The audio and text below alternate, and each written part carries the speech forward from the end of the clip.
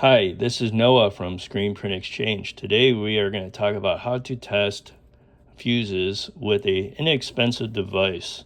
I bought this for $10 at Ace Hardware, and it is going to check if electricity can flow from one end to the other end of a fuse or a wire, a motor, an IR panel, all these good things, and it'll turn on. And what we're going to do today is we're going to test everything without power. And when you remove the fuses for safety reasons, you should always turn the power off to the machine. And we don't need power to check these fuses because this has an internal battery, and this will supply power from one lead to the other lead. This is one lead, here's the other lead. So we're going to test a wire typically used on an IR panel, and it is the green part is made of fiberglass for being heat resistant. So if I touch this wire, the light will turn on, okay? So that it has good continuity, meaning electricity can flow through the circuit. So this is typical what happens on an IR dryer. The connector starts getting loose because over time it heats up, and now you have blinks. So now you're losing continuity. You see it's blinking. Oh, it turned off. And then eventually it'll fall off. Boom. And then this side will hit a piece of metal and you'll blow a fuse. So you got to replace this connector, okay? And you're supposed to use a stainless steel connector or a high heat connector. So, okay. So that's the wire. So here is typical IR panel inside of it. This one looks more like a toaster oven panel. This wire right here is heats up. It's made specially for it, and there's ceramic here. In an IR panel, this is all enclosed, but it does look similar to this. So we are going to check if there is continuity or electricity can flow through the circuit. So you would connect this on your IR panel from one end to the other to see if you have any broken wires inside of here. So here we go. We are good. The connections are good, and so on. And if you see like black or the connector's black or this is starting to get loose, you should be testing this with electricity off, by the way. Or this starts wiggling, or the wire inside actually starts to get very fragile and will break inside. So you got to change these all the time on IR dryers. So, okay, here we go with fuses.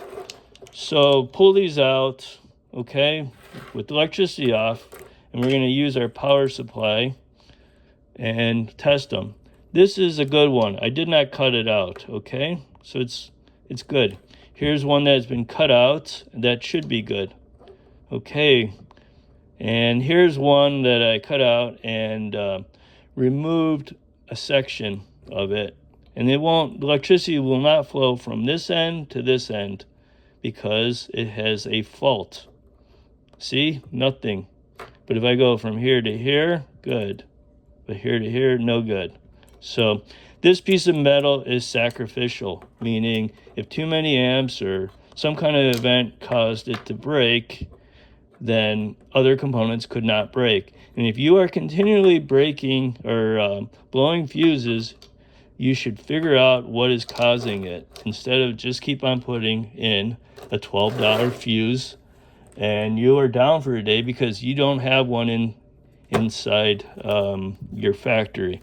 So here is a typical fuse block that you will see in a press or dryer or whatever.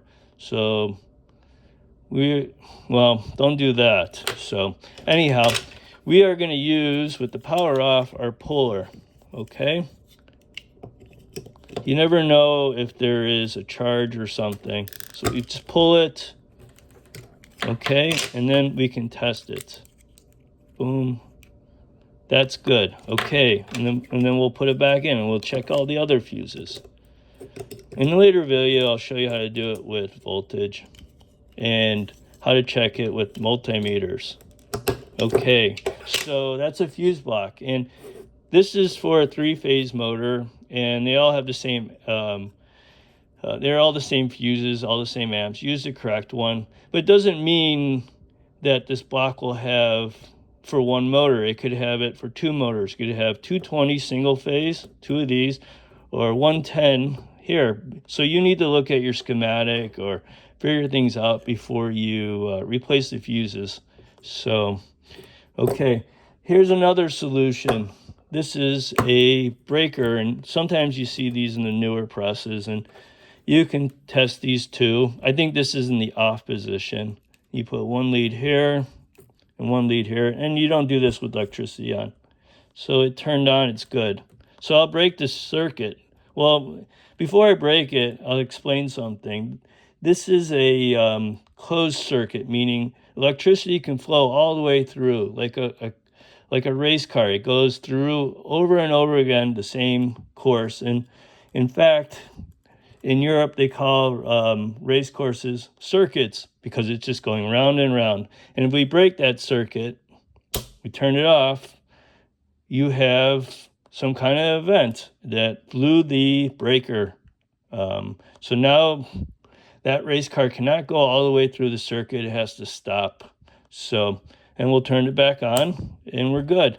So what's nice about these is you can simply turn them back on and off, and you don't have to spend $12, $13 and find the correct fuse. And you might be down for a day to get that fuse.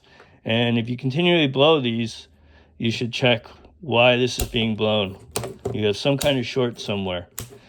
So that is the basics of fuses and testing with a simple device. We will use a multimeter later on in another video. Go to screenprintexchange.com. You can post free classifies or discuss topics in our forum section. Thank you. Bye.